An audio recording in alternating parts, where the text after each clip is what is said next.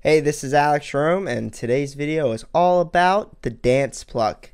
I'm going to teach you how to make them, I'm going to teach you how to mix them, and I'm going to teach you how to layer them. So, without further ado, let's play what I have here, and then I'm going to take you through it and show you how to make each one of the plucks that you hear.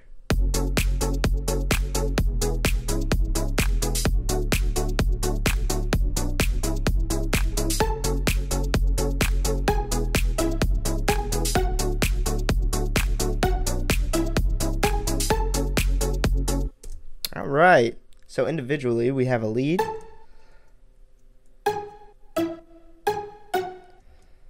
we have these, they're kind of those dead mouse style dance plucks, but I mean I call them dead mouse style because he was like the first guy I've ever heard using them, but everybody really uses them now, so probably can't call them a dead mouse style pluck anymore. Here we go with a bass pluck.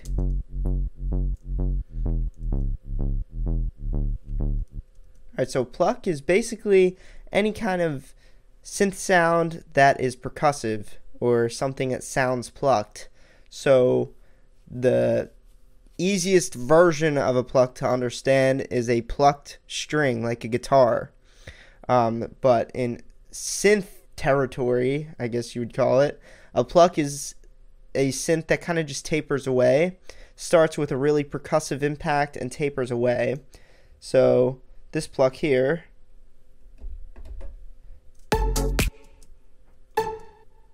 you can hear kind of punches, but that's it. It goes away. And you can virtually make the Midi on a pluck note really sustained, and all you will get is that one percussive pluck sound. So it's a really quick percussive sound that tapers away, whereas a regular sustained synth would sustain forever if you were to hold the key down, or if you were to make the Midi sustained like this, it would just keep going.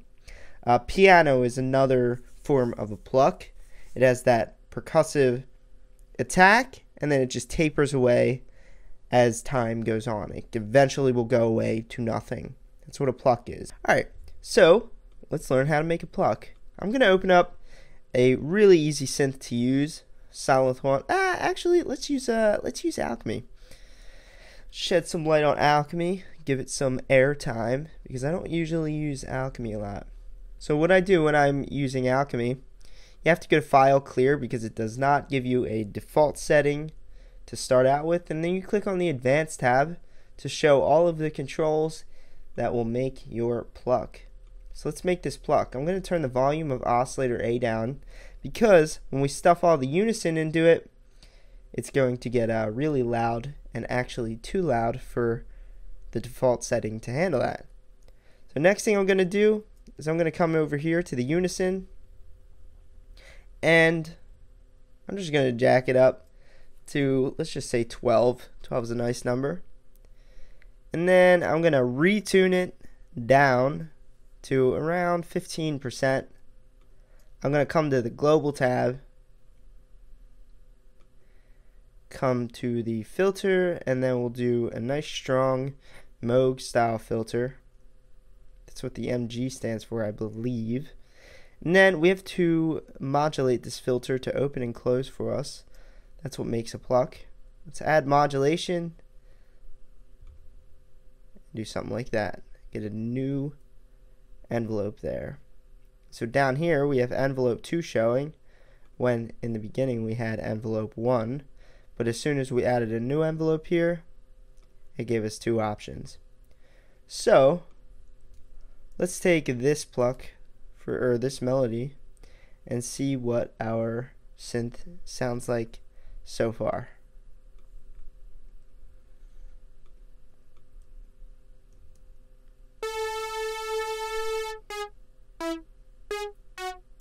So that's what we have so far. Doesn't sound much like a pluck. So what we have to do is come into this envelope here, and we have to make a pluck sound. We have to make this sound a pluck sound. Now, when I said earlier, plucks do not sustain forever. They will eventually fade away to nothing. Or they could even fade away to something really small, but I like plucks that go completely away and are just a percussive sound. So we're going to turn sustain all the way off so this sound does not sustain forever. We're going to use decay to kind of act as a sustain knob, but decay knobs will eventually end at some point. You can put a decay knob all the way open, and look, this sound will only decay for 20 seconds. Decay will never go forever. So we're going to use decay to determine our percussiveness and our shortness of this pluck. So now this is what we're working with.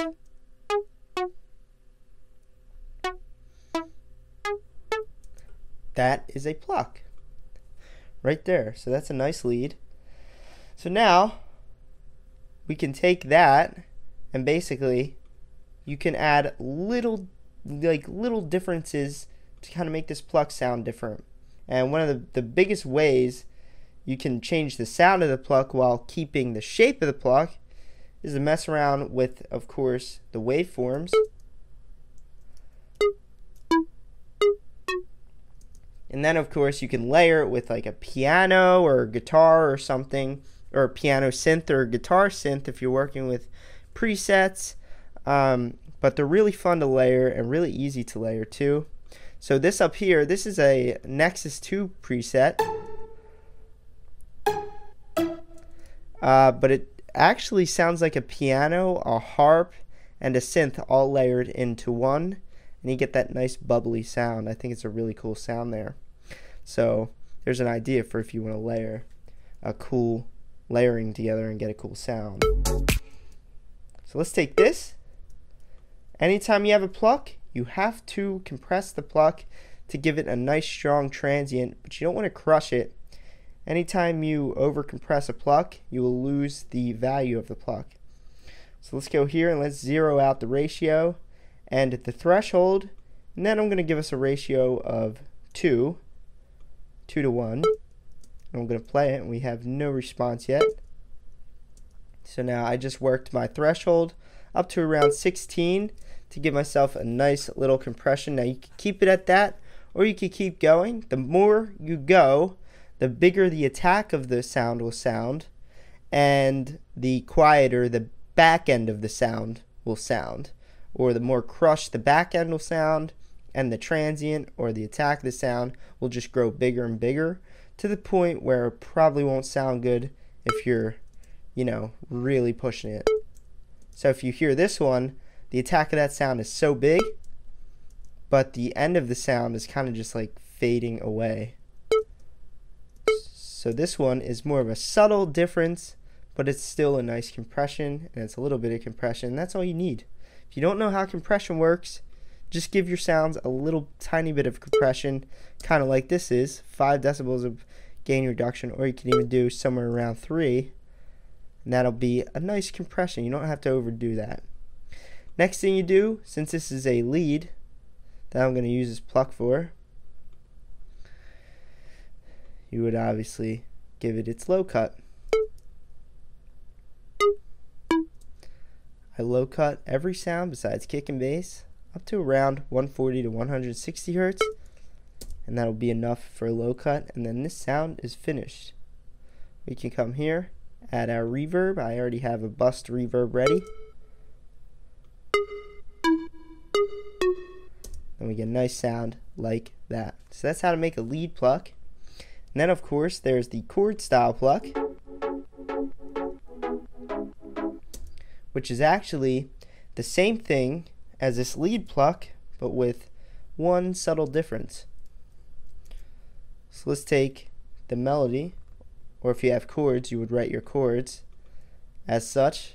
So my chords look like this.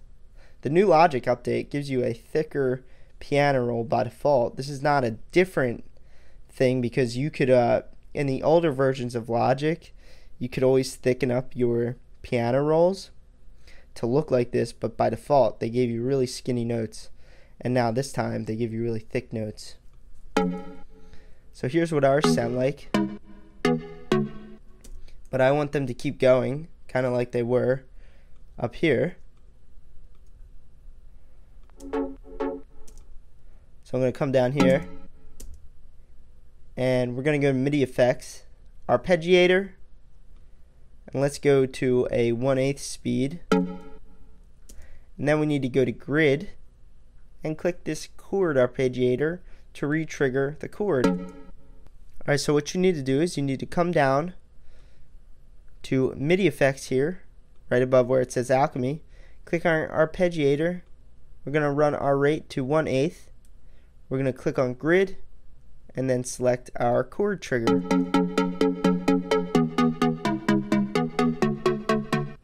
And then you get a nice chord trigger for your chord plucks. And then what you could do is you could sidechain them, make them sound real nice. And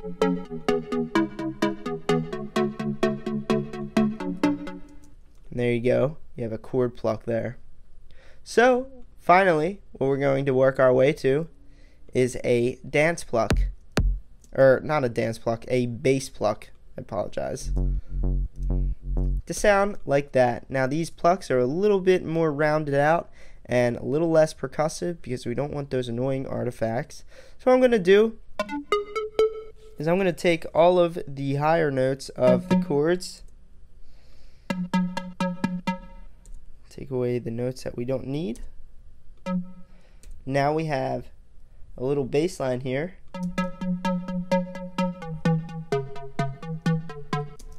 But we have to make it sound a little better. Let's turn off the reverb because you never want reverb on a sub bass note or any note with sub bass. And then what we're going to do is turn off our low cut here. Come into A. And for sub bass, I do like using a square, and I also like using a sine. So let's actually try out a square. Then we're going to turn our unison all the way down to 1. And we got to come back here, turn our volume back up. I want this to be a nice bass in a nice sub bass region. So I'm going to turn it down to there.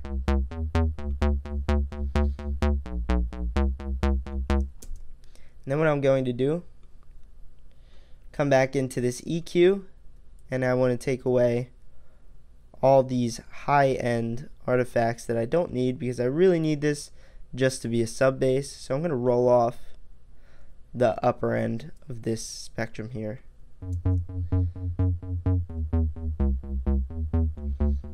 I could probably get away with putting this upper note down an octave.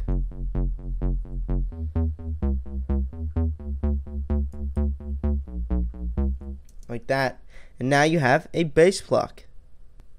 Alright, so the last thing we're going to go over is how to layer your plucks. Now, first thing you can do is we can grab our bass note, or our bass pluck, that final pluck we learned how to make, and you can lay it down. And of course, the next one you want to lay over those are the chord plucks to sound like this. When I have chord plucks, I like to spread them to the left and the right ear to give room for the lead pluck, which sounds like this. And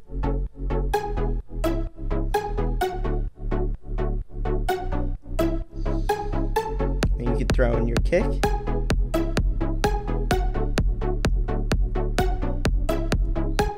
And then of course you can grow your beat from there. So the idea with layering plucks is you want to keep your significant plucks kind of more powerful and sitting over everything, and then you want to put your more back end kicks kind of on, like spread them to the sides, spread them to the left and the right ear, and keep them kind of in the background but still doing their thing. Then obviously you want that bass pluck to be mighty big as well. So there you go, guys. My name's Alex Rome. If you took any value from this tutorial, go ahead, give me a thumbs up. I would really appreciate that. And of course, subscribe to my channel and stay tuned for more awesome stuff.